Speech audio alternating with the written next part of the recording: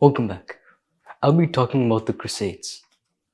By the end of the 11th century, Western Europe had emerged as a significant power in its own right, though it lagged behind other Mediterranean civilizations, such as the Byzantine Empire and the Islamic Empire. However, Byzantium had lost considerable territory to the invading Seljuk Turks.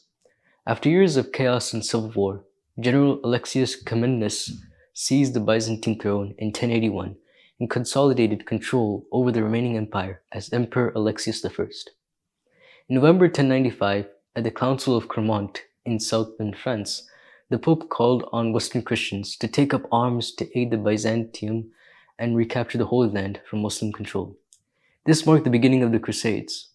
Pope Urban's plea was met with a tremendous response, both among the military elite as well as ordinary citizens.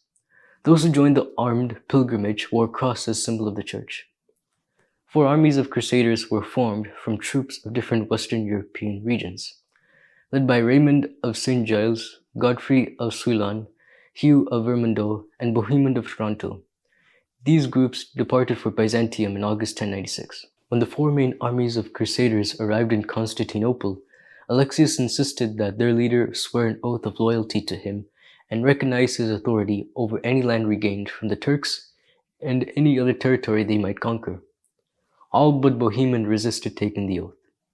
In May 1097, the Crusaders and their Byzantine allies attacked Nicaea, the Seljuk capital in Anatolia. The city surrendered in late June.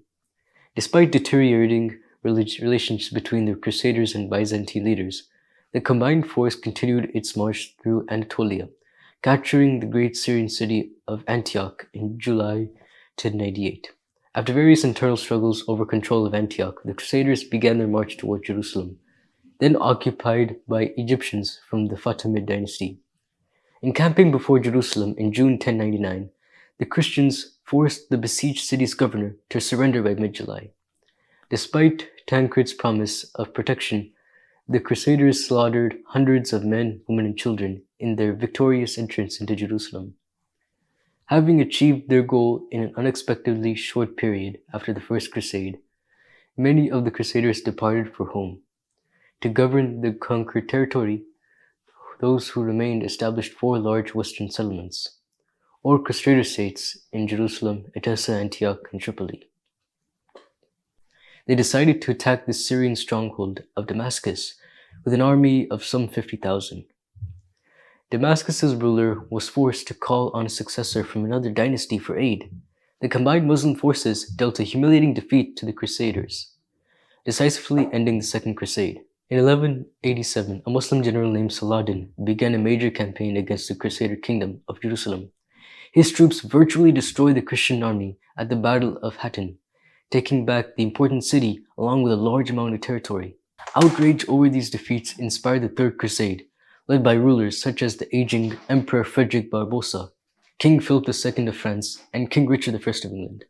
In September 1191, Richard's forces defeated Saladin in the Battle of Arsuf, which would be the only true battle of the Third Crusade. From the recaptured city of Jaffa, Richard reestablished Christian control over some of the regions and approached Jerusalem, though he refused to lay siege to the city. In September 1192, Richard and Saladin signed a peace treaty that re-established the Kingdom of Jerusalem and ended the Third Crusade. Though Pope Innocent III called for a new crusade in 1198, power struggles within and between Europe and Byzantium drove the Crusaders to divert their mission to topple the raging Byzantine Empire, Alexius III, in favor of his nephew, who became Alexius IV in mid-1203. The new emperor's attempt to submit to Byzantine Church in Rome were met with a stiff resistance, and Alexius IV was strangled in a palace coup in early 1204.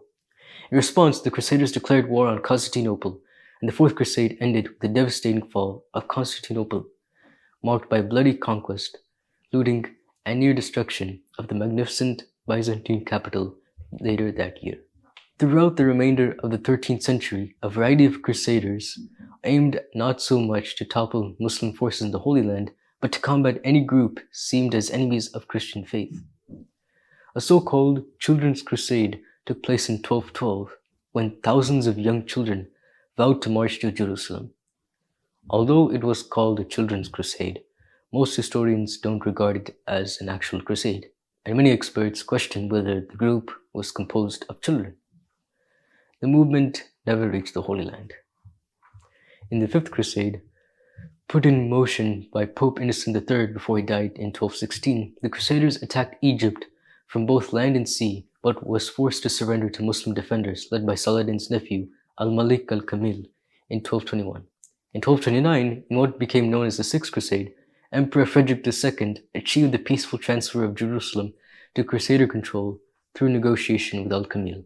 The peace treaty expired a decade later, and Muslims easily regained control of Jerusalem. From 1248 to 1254, Louis IX of France organized a crusade against Egypt. This battle, known as the Seventh Crusade, was a failure for Louis. A few more crusades were also established, but these also resulted in Crusader defeat. While the Crusades ultimately resulted defeat for Europeans and a Muslim victory, many argue that they successfully extended the reach of Christianity and Western civilization. The Roman Catholic Church experienced an increase in wealth, and the power of the Pope was elevated during the Crusades. Among followers of Islam, however, the Crusaders were regarded as immoral, bloody, and savage. The ruthless and widespread massacre of Muslims, Jews, and other non-Christians resulted in bitter resentment that persisted for many years. Even today, some Muslims derisively refer to the West's involvement in the Middle East as a crusade. There is no question that the years of warfare and conflict brought on by the Crusades impacted the Middle East and the Western European nations for many years, and they still influence political and cultural views today. That's all for this video, and I'll see you in the next time. Bye.